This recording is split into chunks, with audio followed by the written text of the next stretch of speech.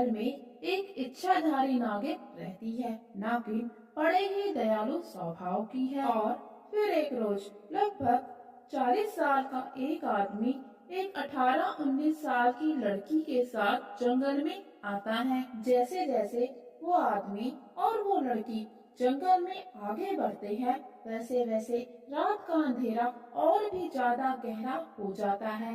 काले घने बादल आकाश में छाए हुए हैं।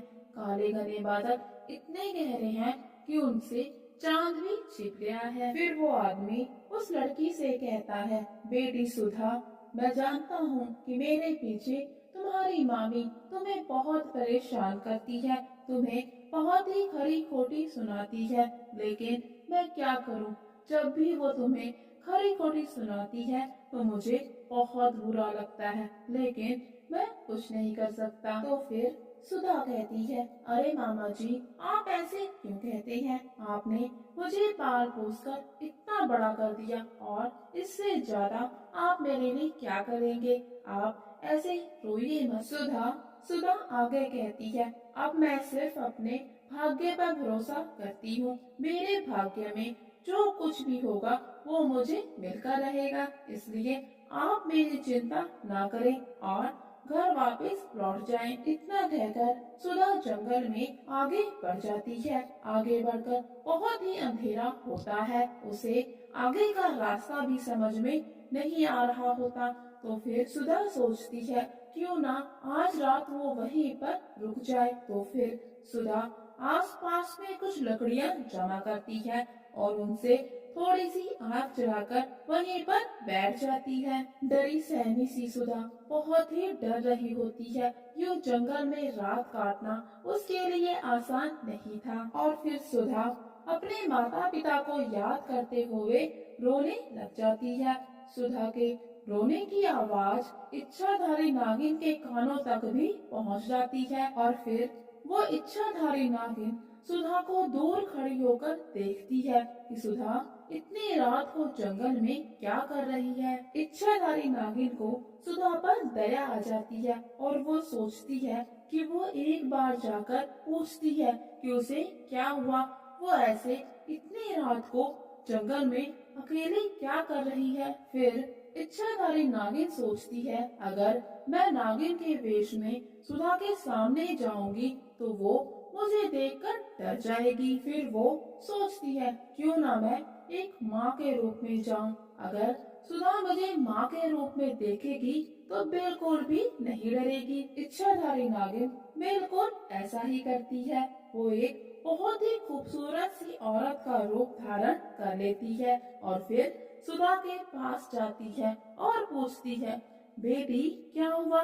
इतनी रात को इतने घने जंगल में तुम यहाँ पर यूं अकेले क्या कर रही हो? सुधा उस समय बहुत ही भावुक होती है। एक तो उसे अपने माता पिता की याद आती है कि आज अगर उसके माता पिता होते तो वो यूं इस तरह से जंगल में नहीं भटक रही होती। दूसरा, उसका एकमात्र सहारा उसके मामा जी, उन्होंने भी आज उसे छोड़ दिया। ये सभी बातें उसके जहन में घूम रही होती है, जो उसे बहुत ही भावुक कर देती है। और फिर वो रो रो कर इच्छाधारी नागिन को सब कुछ बता देती है कि उसका इस दुनिया में कोई भी नहीं है, उसके पास कोई सहारा नहीं है जहाँ वो जाकर रह सके, इसलिए यूं इस तरह से जंगल में रह रही है। फिर इच्छाधारी नागिन कहती है, अरे बेटी तुम यूं रो मत, मेरा भी इस दुनिया में कोई नहीं है, क्या तुम मेरी बेटी बनकर रहोगी? आज से मैं तुम्हारी माँ हूँ, तो मुझे अब से माँ कहकर ही बुलाना। तो सुधा खुशी खुशी मान जाती है।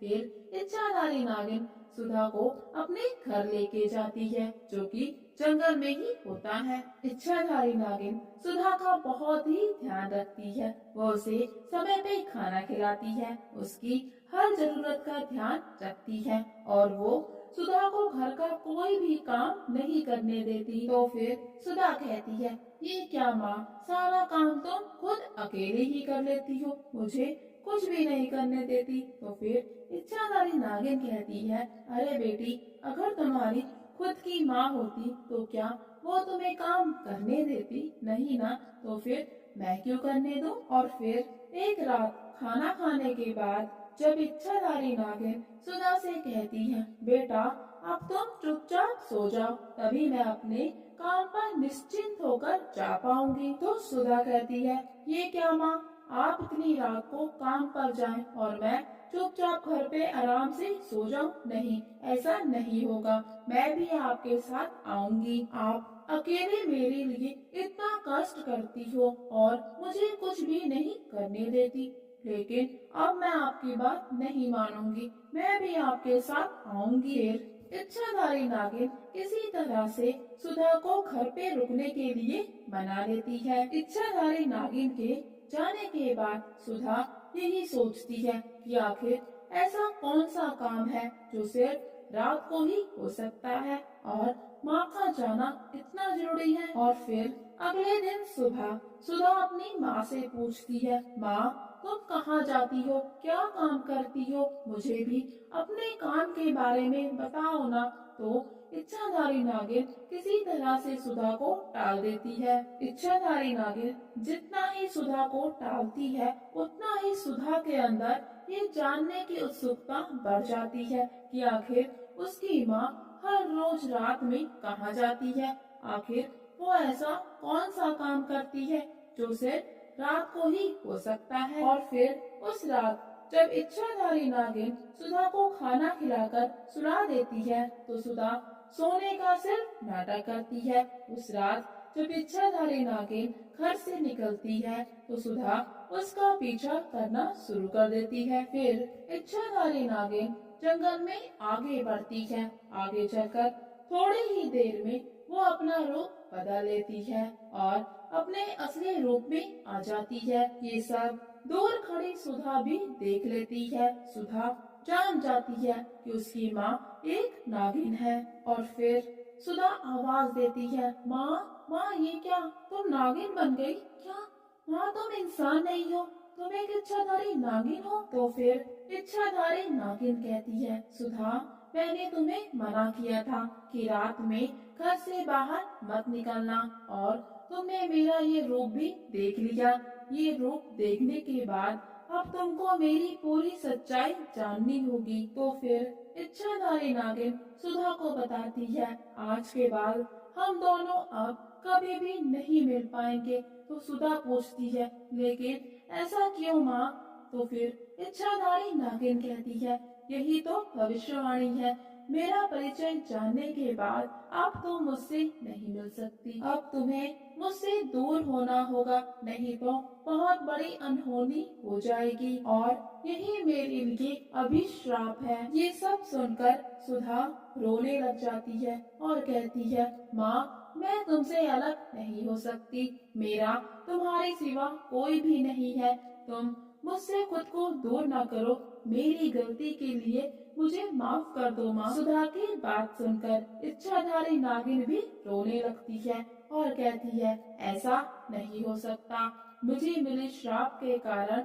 मेरे बारे में जानने के बाद सामने वाला इंसान जिंदा नहीं रह सकता और अब अगर मैं और तुम यूँ एक दूसरे के सामने खड़े होकर एक दूसरे को देखते रहे तो सूरज निकलने के साथ साथ हम दोनों की ही मौत हो जाएगी और मैं तुम्हें मरता हुआ नहीं देख सकती, इसलिए तुम यहाँ से चली जाओ। फिर सुधा कहती है, नहीं माँ मैं तुम्हें छोड़कर नहीं जाऊंगी। तो फिर इच्छाधारी नागिन कहती है, तो क्या तुम मुझे अपनी आँखों के सामने मरता हुआ देख सकती हो? तो सुधा कहती है, नहीं माँ मैं अपनी आँखों के सामने तुम्हें यूँ मरता हुआ नहीं देख सकती। फिर इच्छाधारी नागिन कहती है, तो फिर तुम यहाँ से चली जाओ, सूर्य भी उदय होने ही वाला है, हमारे पास समय बहुत ही कम है। फिर इच्छाधारी नागिन कहती है, तुम यहाँ से ठीक उसी जगह पर जाना जहाँ पर हम पहली बार मिले थे